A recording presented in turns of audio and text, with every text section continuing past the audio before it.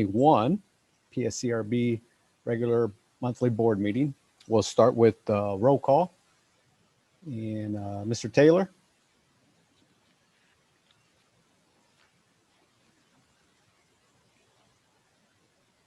Present. All right. Dr. Black? Present. Ms. Fish?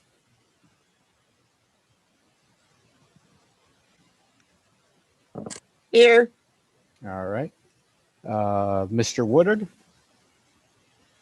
is not present. Pastor Bennett is not present as well. And Robert, I am present. We'll see. Sometimes Pastor Bennett shows up a little late, so we'll see if he shows up. We do have a quorum, so we can vote on issues if needed to. Next is Mr. Hurt. Do we have any public comment?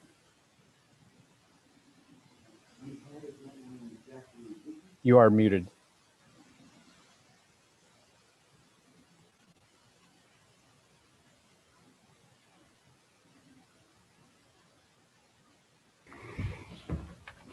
Zachary Goodrich, if he is on. I know he was having problems getting on, but I think IT worked with him, so we'll see if he's on. Mr. Goodrich.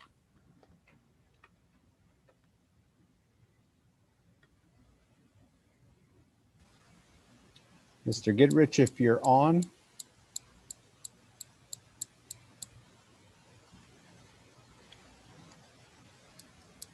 I don't see him and I don't hear anything. Okay. We'll give him a couple minutes here, maybe.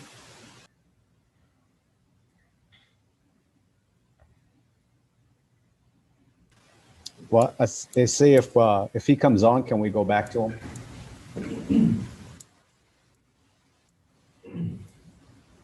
Okay. All right. We'll go ahead and do that. So, Mr. Public comment comes on. Oh, Mr. Hurt, you want to mute? I think we're echoing. There we go. Is that better? Okay. Yeah. So if Mr. Goodrich comes on, we will pause where we're at and have his public comment. So we'll move on to number 4 is the approval of the December meeting, December minutes. Did everybody get a chance to look at those minutes? And if so, was there any corrections and or additions to the minutes?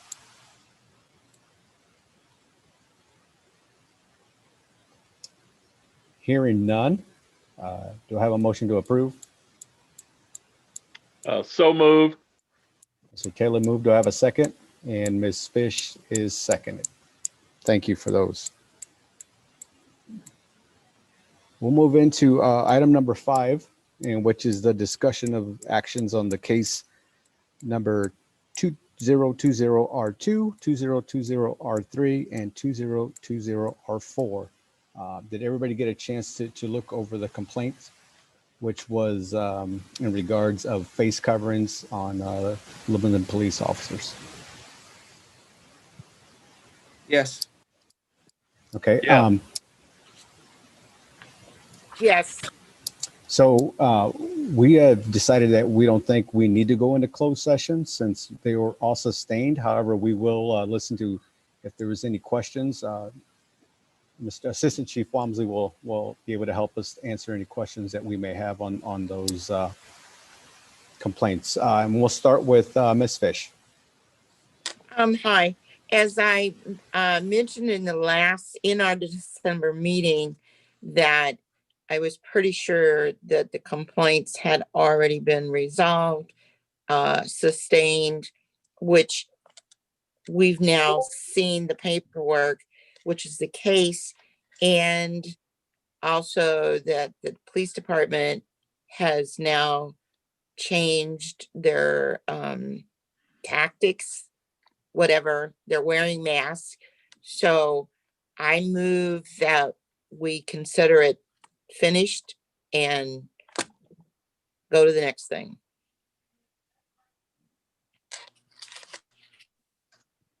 Mr. Taylor, Dr. Black, do you have any questions before I have a couple? First of all, I think we need to second the motion and then ask for discussion. So I'll second the motion.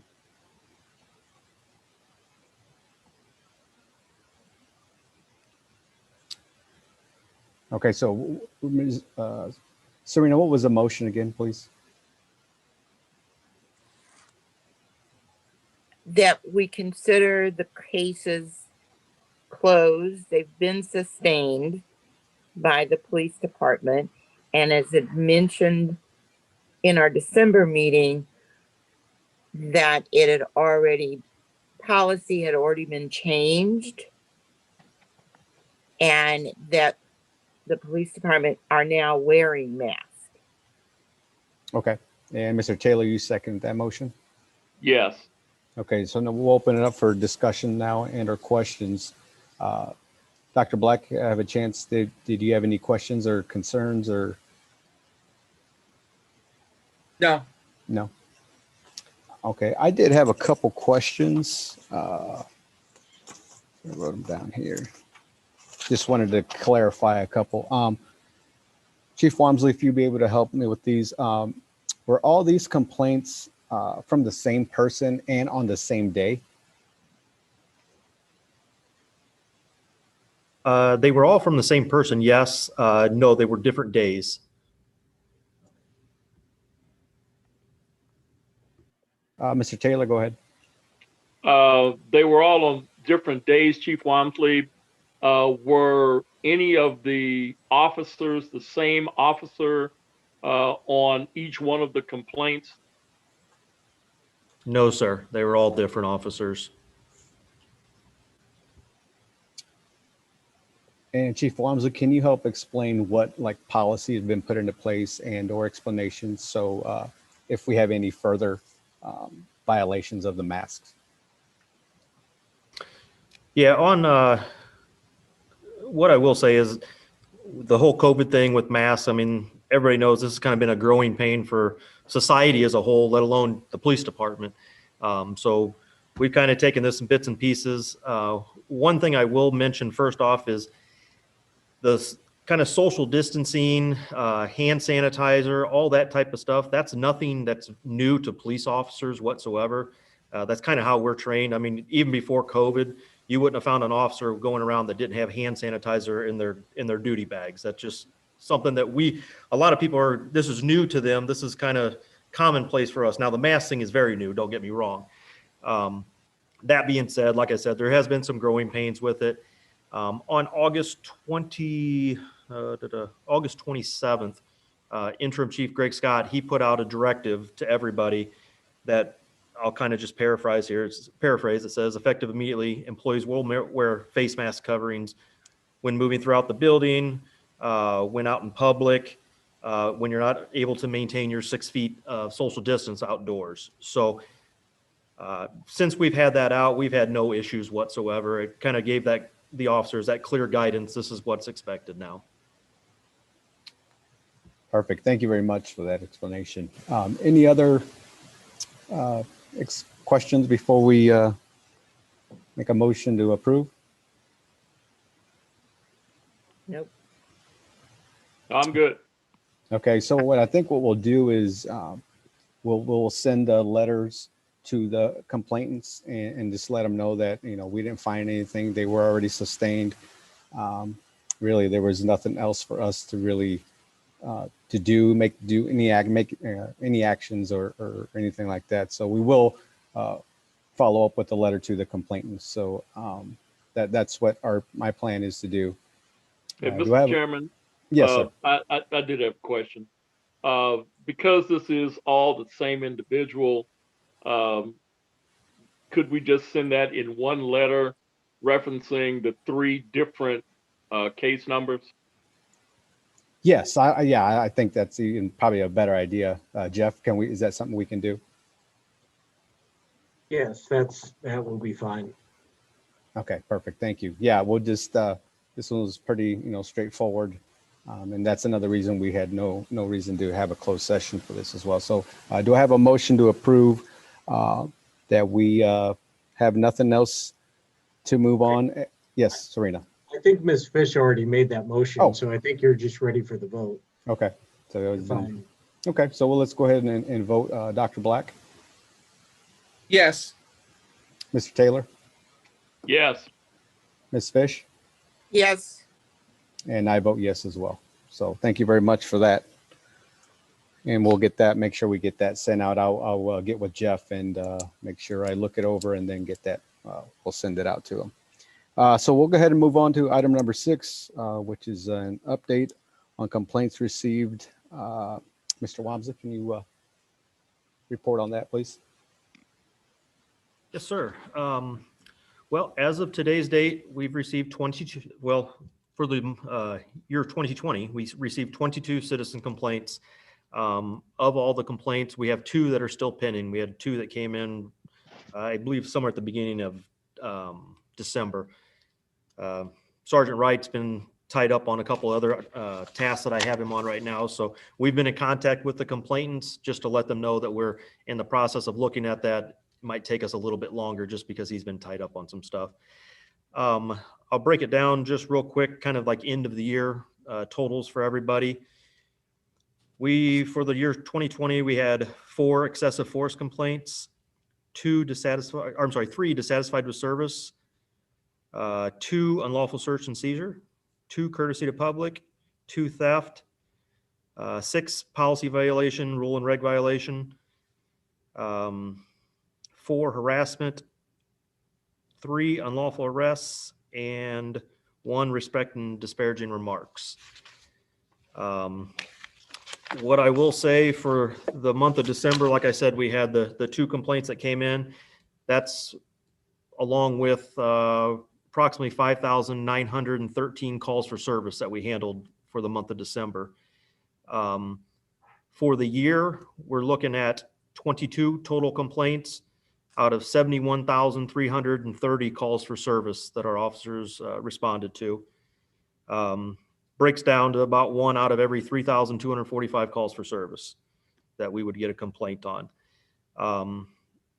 The disposition of there's actually, kind of like I explained on that form, we have 27 allegations, even though there's only 22 complaints, because you can have multiple allegations within a complaint.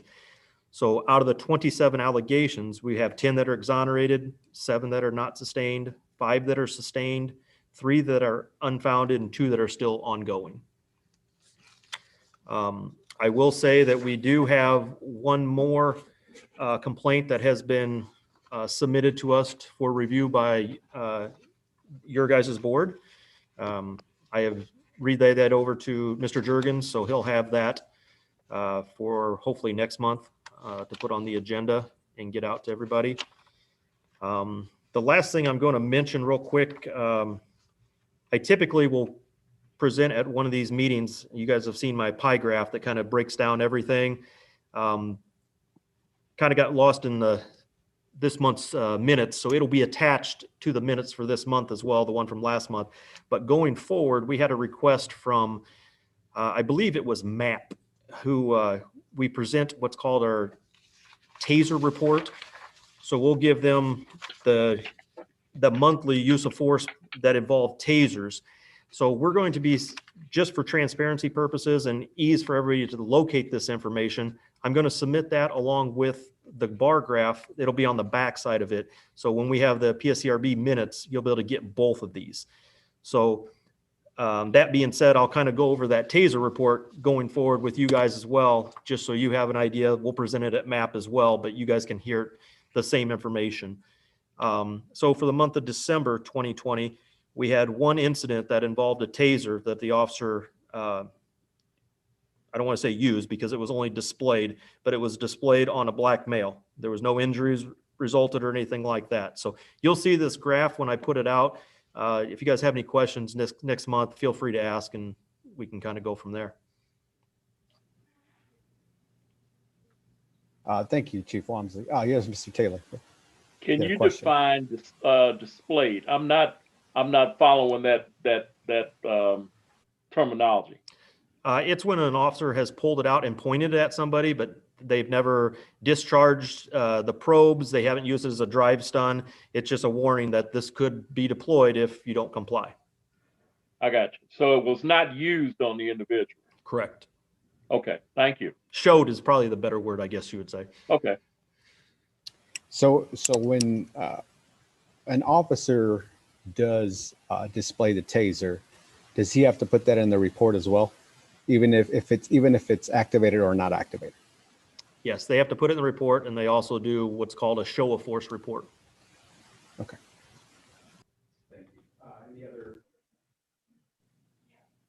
Sorry. Thank you. Ms. Fish, go ahead.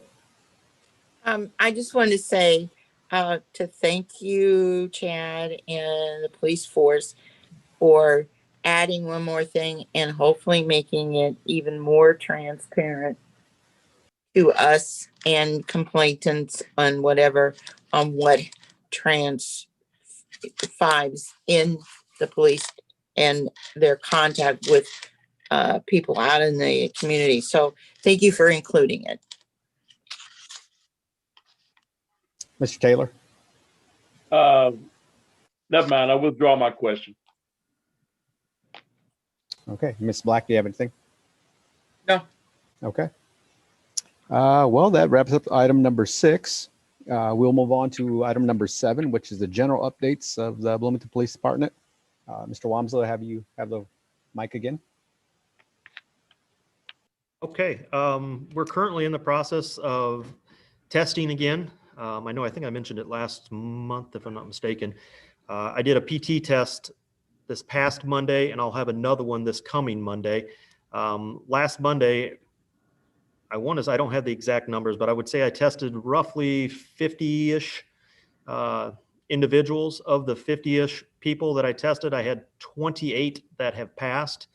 Like I said, I don't have the exact numbers, but I will say within that 28 of that first group, I do know for sure I have 2 black males. I want to say I have 4 to 5 females, if I'm not mistaken, and possibly 1 or 2 other minorities. I don't have the paperwork on them, but I also have another group this coming Monday that's going to be roughly 24 to 28 individuals. And then we'll start moving forward right away into the interview process. My goal is to hit a March Academy with this group of individuals. We also just had 2 officers just prior to Christmas graduate from the academy. They're back at our place. We've done all the in-house, and I believe they just started on FTO within the last day or so. So they're actually on the street. I think I mentioned a couple meetings ago, this is going to be could be a very big year for us hiring wise. We've had a couple people go out on disability. We've also had several guys that have went on retirement. We've had several more that are going on retirement this year. So we're going to be really kind of ramping up the hiring process. So I appreciate anything I can get from you guys in regards to once we get that recruiting going again, trying to get the word out there to see if we can get the pool quite large. Thank you for that, Assistant Chief Wamsley. Mr. Taylor, go ahead. Yeah, thank you, Chief, for that report. Is there a target number of police officers that you're looking at for, particularly for the short term, maybe for say the next 6 months that you're looking at with the number of retirements and disabilities that you've had? Currently, I have 5 openings. My goal, if possible, I would love to send 5 to the academy in March just to cover for them the openings I have. I know for a fact that I have 2 retirements coming up within the next 6 months for sure, as well as there could be another disability within that group. So 5 for starting off, but I would say for the year, I'm probably looking at between 10 to 12. Okay, thank you. Chief Wamsley, I have a question. Do you know the geographical location of these applicants? I'm not sure if that's something that you can even share. I'm just wondering if they're local or in-state or anything you can share on that. Just from talking with them, I don't have any information other than when we're at the PT test talking with the individuals.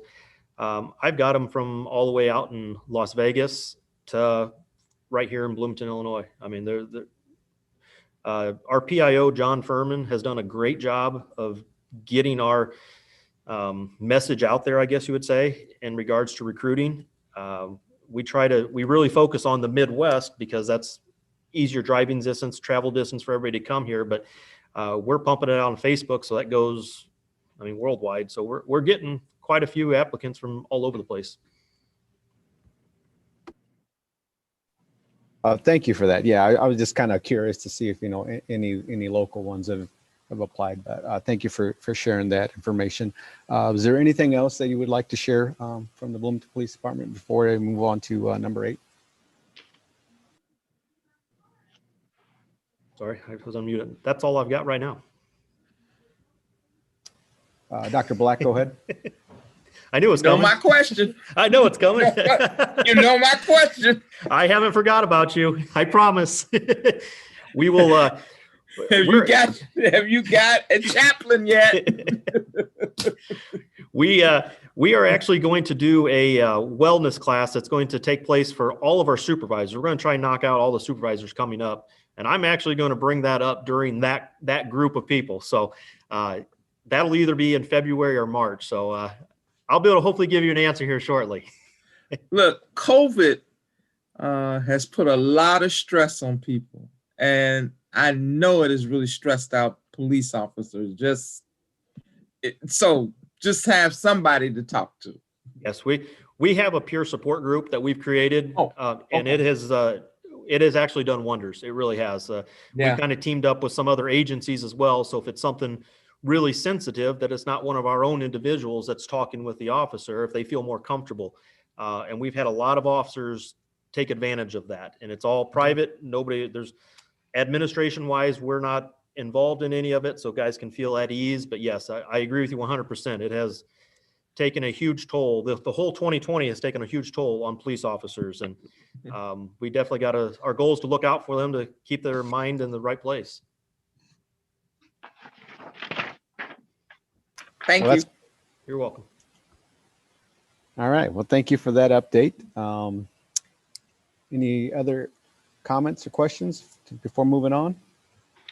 Chief Walmsley, did you have the occasion? I'm looking at the agenda here for awards. Any special recognitions that we need to be aware of? The awards, I'm going to do them at the quarterly meeting. I'll have them all ready in the next quarterly meeting. I'll go through the awards for the last quarter. It's easier to run that report at that time. So other than that, I don't have a whole lot right now. Okay, thank you. You're welcome. Perfect. Thank you very much. So we'll go ahead and move on to item number 8, which is a strategy to update for community listening meetings on the police policies and the Not in Our Town survey.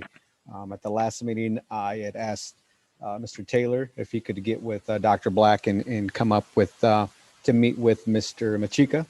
And we'd like to hear if you guys were able to meet with them and what resolution you guys came to, if you did come to an agreement on the survey, and if you had any dates. Okay. Thank you, Mr. Chairman. Reverend Dr. Black and I were in communication just today, actually. Let's just be honest with it. The holidays and personal situations have kind of ruled the day, and with the holidays now over, we got together and we kind of put our heads together to think about some strategy for how we would like the information to get out. We do have a meeting set up with Mike Matika for Wednesday of next week.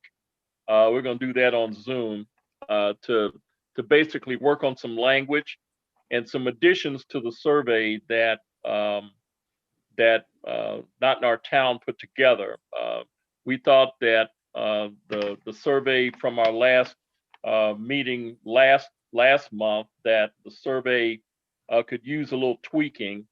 So we're going to tweak it next Wednesday, and we'll be happy to report that out once that meeting is over. But in the meantime, what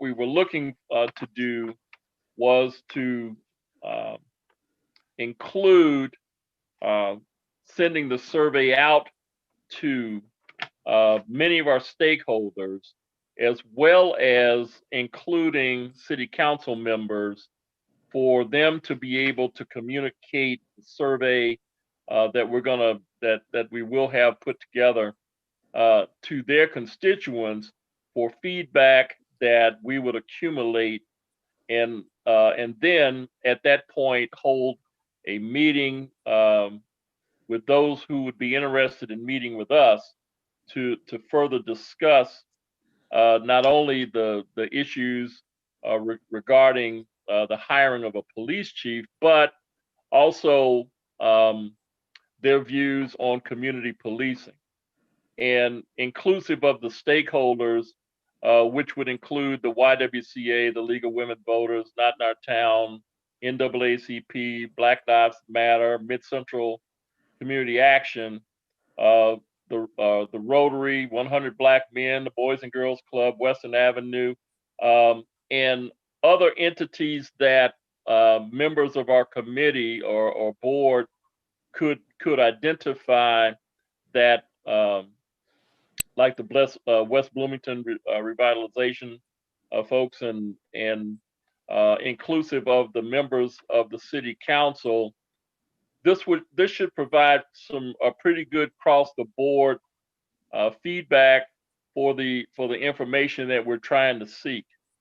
And with that in mind, it's my hope that before the end of February, we would be able to have not only the survey out and maybe partially delivered back to us for us to review, to kind of hit a deadline for April, which is when the mayor is no longer or his term is up, and that should more or less help us out. But a meeting that we would schedule, Dr. Black and I discussed that it could possibly be a meeting that we called in addition to one of our regular monthly meetings, dedicated for the sole purpose of receiving this feedback. And that's kind of where we left it at this point. We'll have some additional information once we have tweaked the survey and met with Mike Matika. But Dr. Black, do you have anything that you would like to add to that? No, not really. When are we going to be looking for the police chief? When is that going to start? What is the time frame for that? The hiring the police chief, I should say. What's the time frame for hiring the police chief? Mr. Hurt, would you happen to have an answer for that?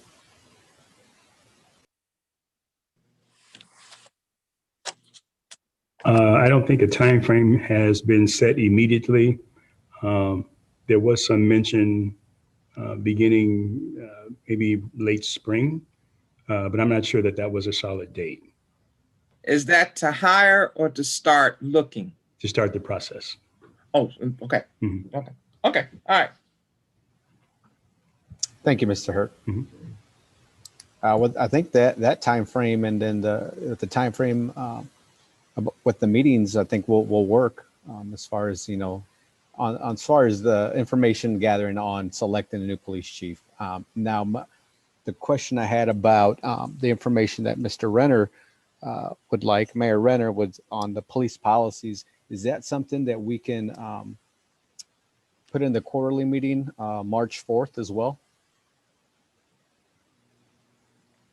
Well, as Mr. Chairman, if you'll allow me, the information that I'm hoping to add to the survey would be inclusive of some of the expectations for community policing that the citizens would like to see, in addition to these items that they view as priorities for the hiring of the next police chief.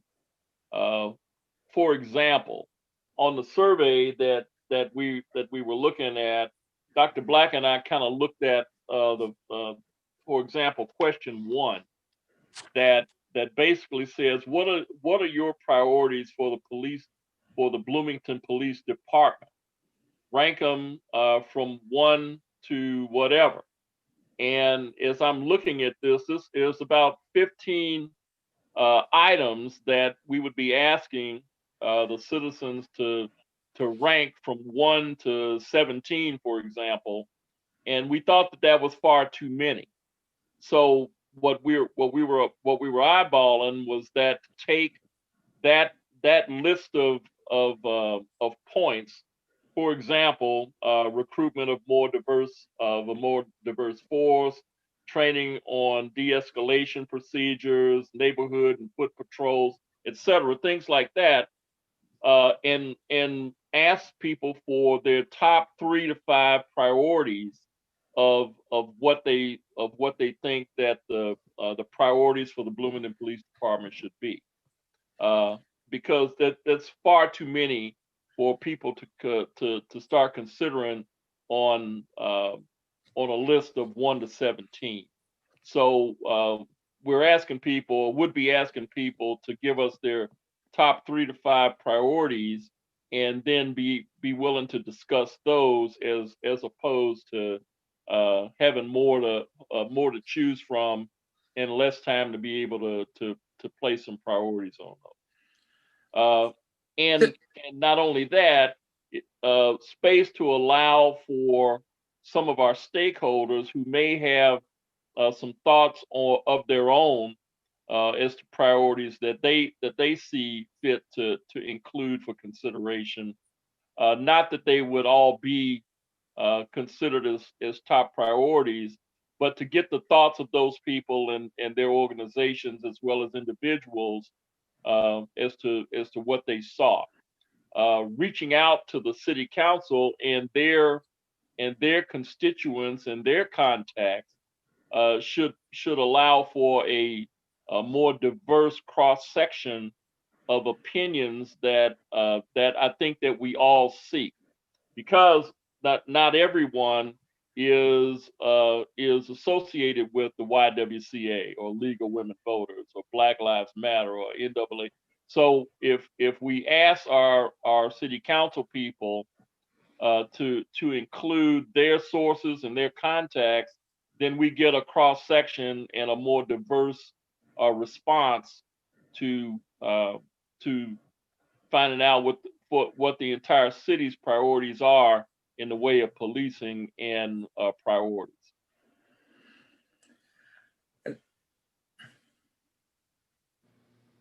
Yes, Dr. Black, go ahead.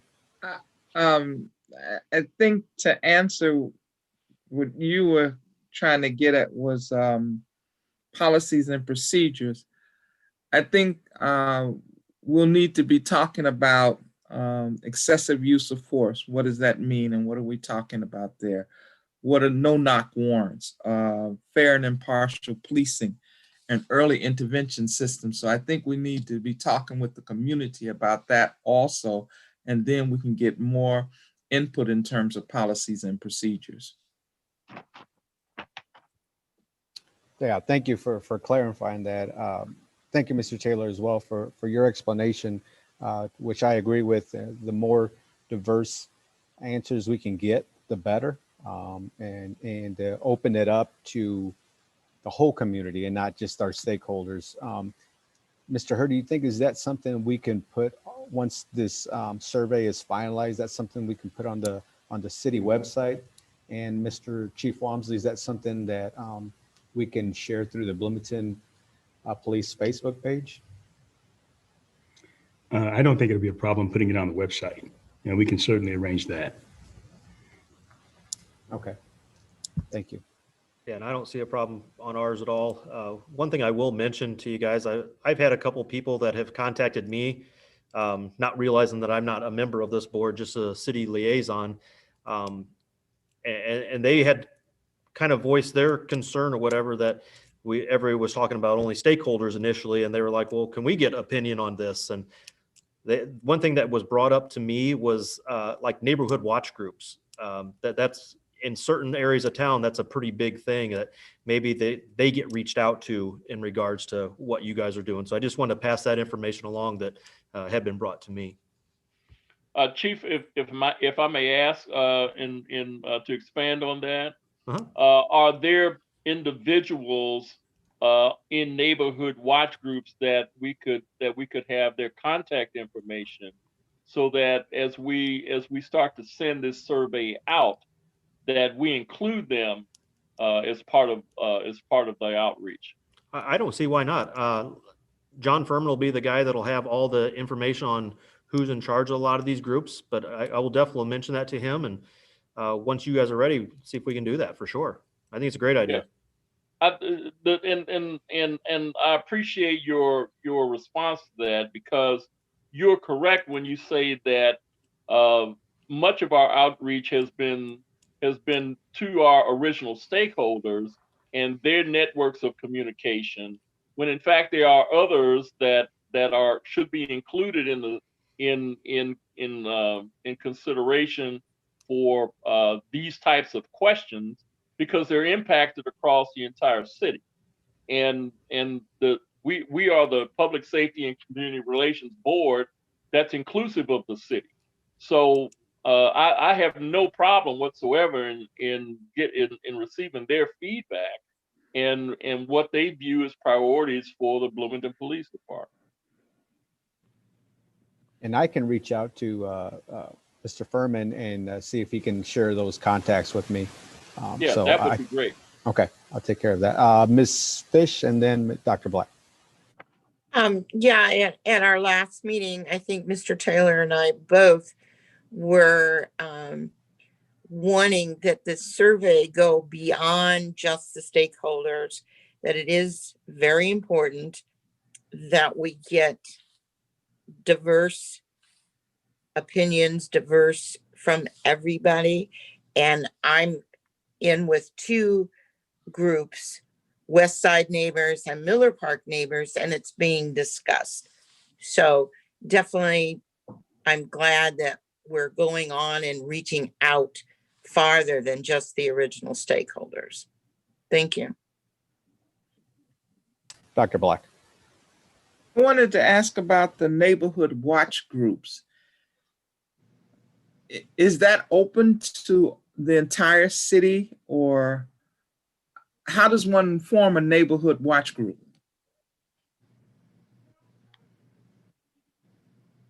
Had to get myself unmuted. It really kind of breaks down to the neighborhood. I know several years back, we did a kind of a big push in regards to trying to get some of these formed.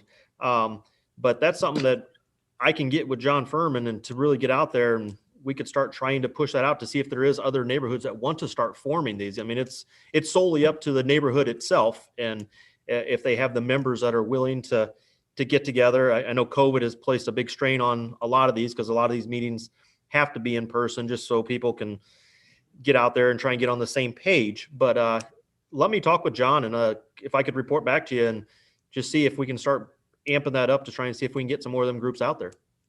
I know there's several that are still in existence around town.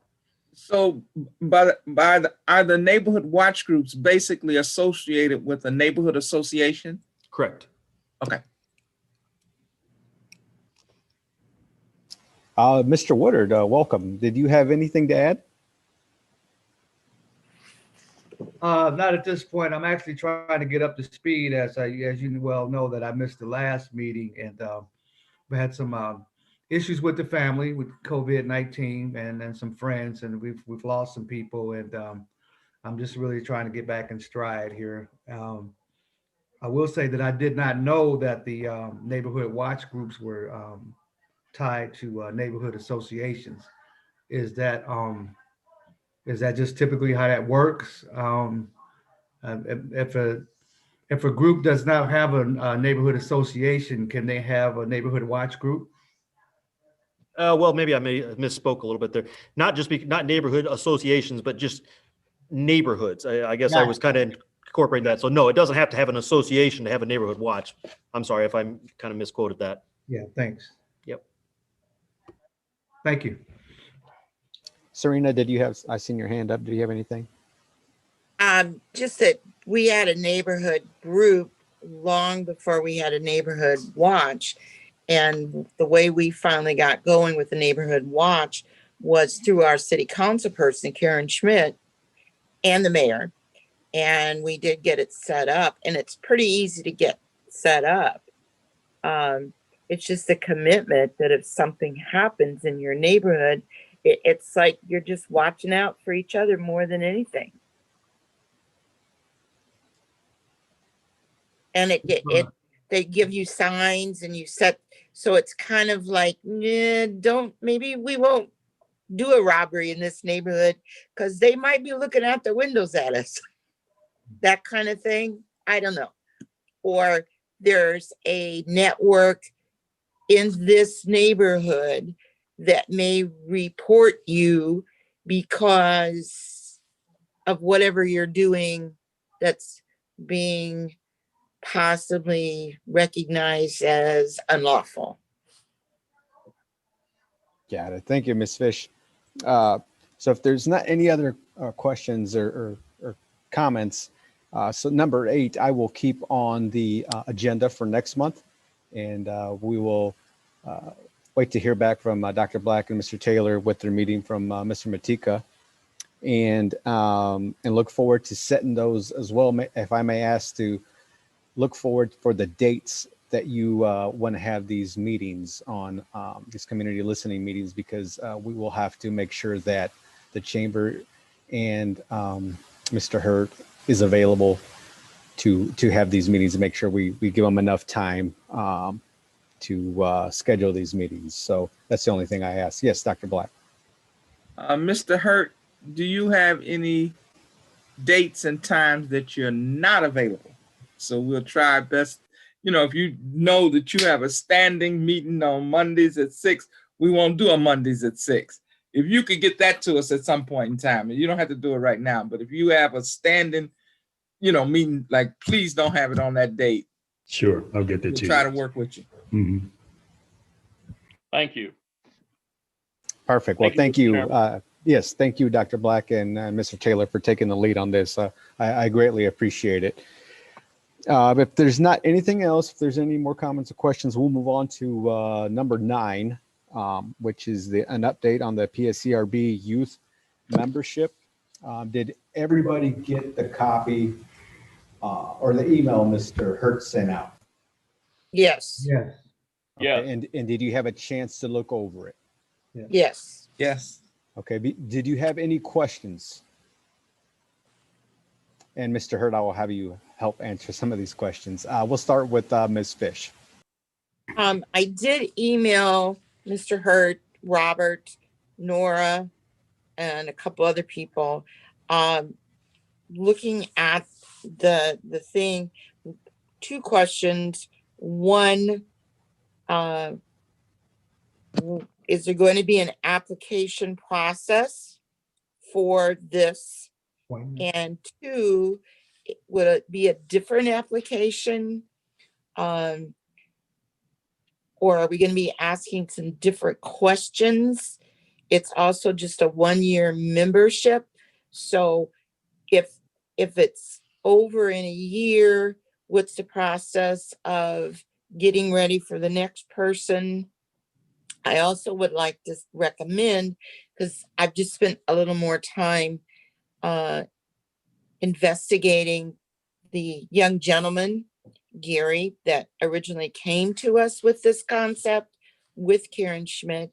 And I really like for you all to talk to him or get a little bit more information about him, because I think he probably would be about the best first junior member that we could possibly pick at this point.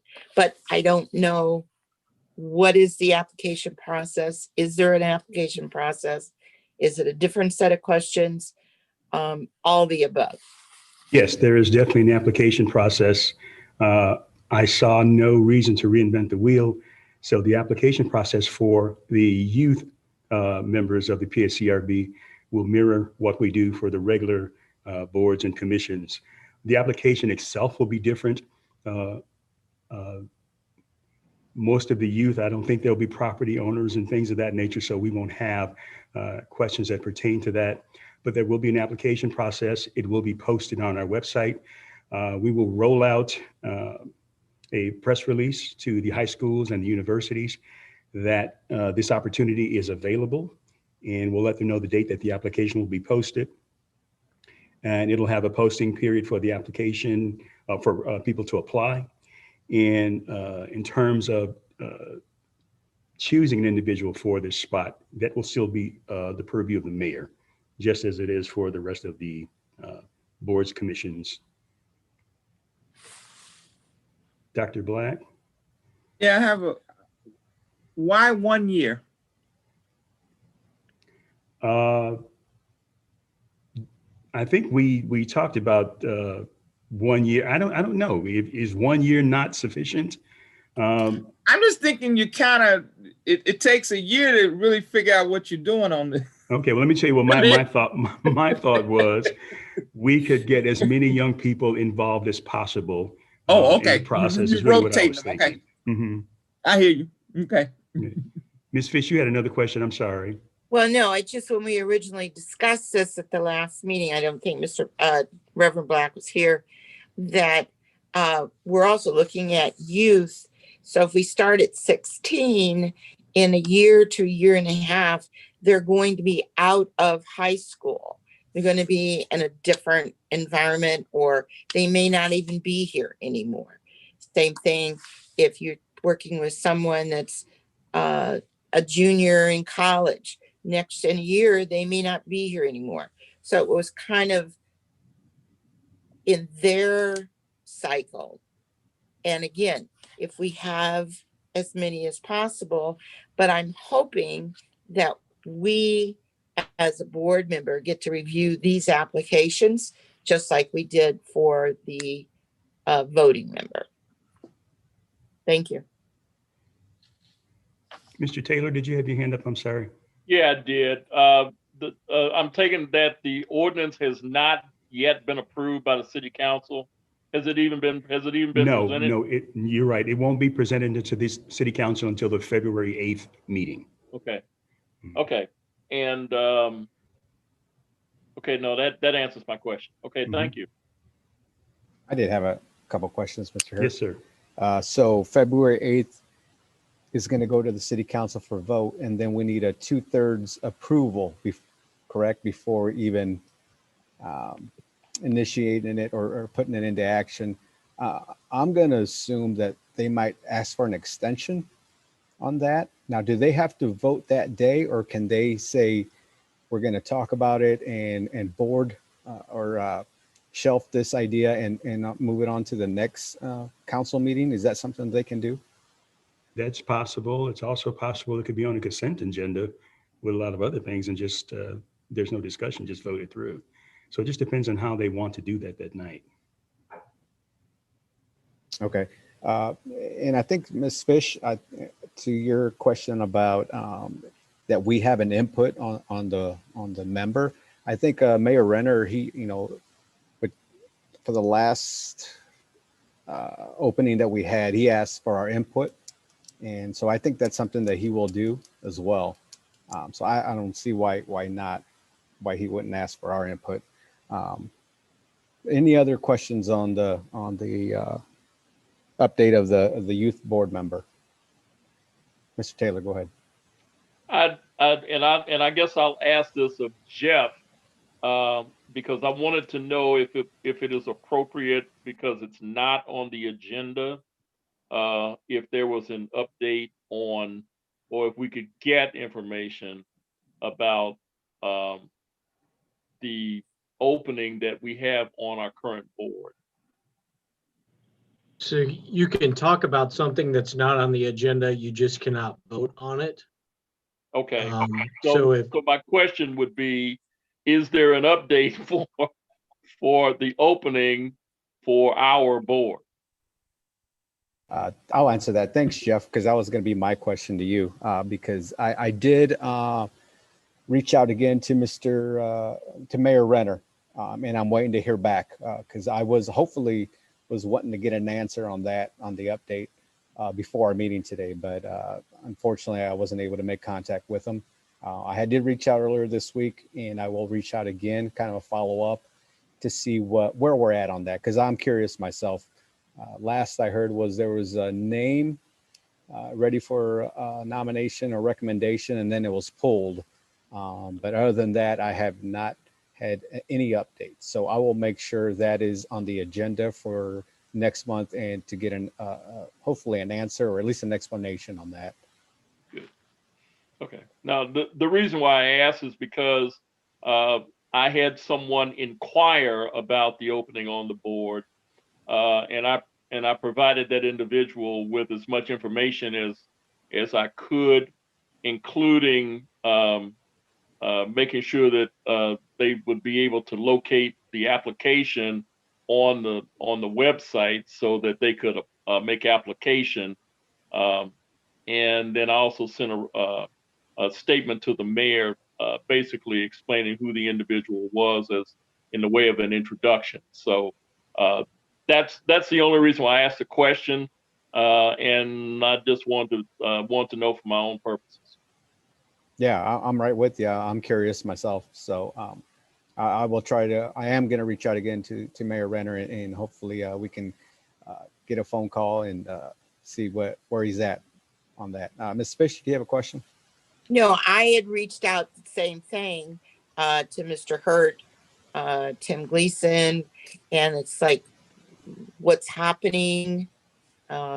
We made 2 recommendations. One of the recommendations that we made was supposedly going forward, and then it was pulled. So what happened to the other name that we recommended? Yeah. I hopefully we'll get some clearance on that. So that's my same question. We all have the same question. Sure. And it's a legit question, and I will make sure I have an answer or an update at least by our next board meeting. Anything else on number 9 on adding the youth to the PSCR board? Okay, well, hearing none, we'll move on to item number 10, which is just future meetings, dates, times, and locations. Our next meeting is scheduled for, I don't have my phone on me. Let's see here.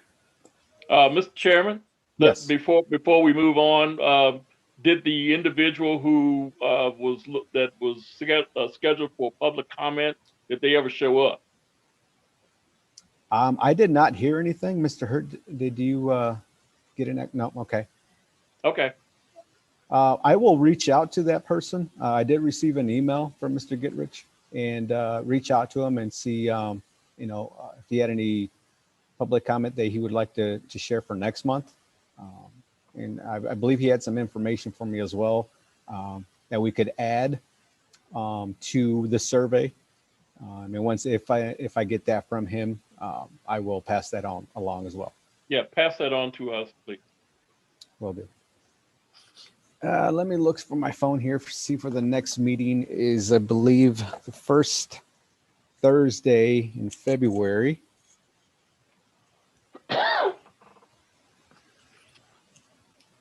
Which would be February 4th. Is that still okay? I think Thursdays seem to work for everybody. 3:30, same time. Works for me. Okay. Works for me. Mr. Warder, is that still okay with you?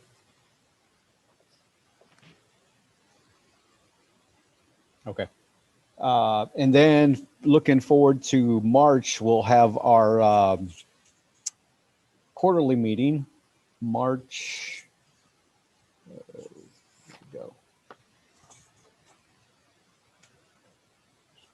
4th at 5 o'clock. And we will combine. So the first meeting will be our regular board meeting. And then 5:30, we will start our quarterly meeting. And as far as I know, Mr. Hurt, correct me if I'm wrong, we still have to do virtual meetings for that, correct? Okay. So we will, looking forward to, that will be the day, 5:30. I think it's just best if we combine both of the meetings on that when we do have a quarterly meetings, that way we don't have 2 separate dates that we have to meet. So anything else before I have a motion to adjourn? Mr. Woodard, go ahead.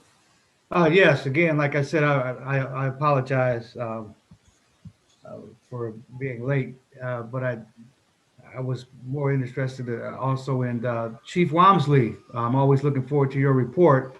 Was there any reports relative to officer training this time around? Yeah, I kind of briefed them real quickly. We are going to be doing a full supervisor wellness class coming up here February, March. We've got a couple officers that just graduated the academy that are now on the street. Gosh, I'm trying to think what else I talked about.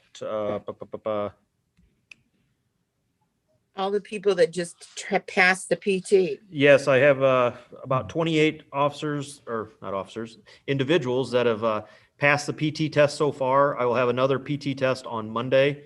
We'll go straight into interview process, I believe starting on the 19th. Is that right, Mr. Hurt? I think that's, so the goal is to send hopefully 5 people to the academy towards the end of March. Okay. It's good stuff. Thanks. You're welcome. Thank you.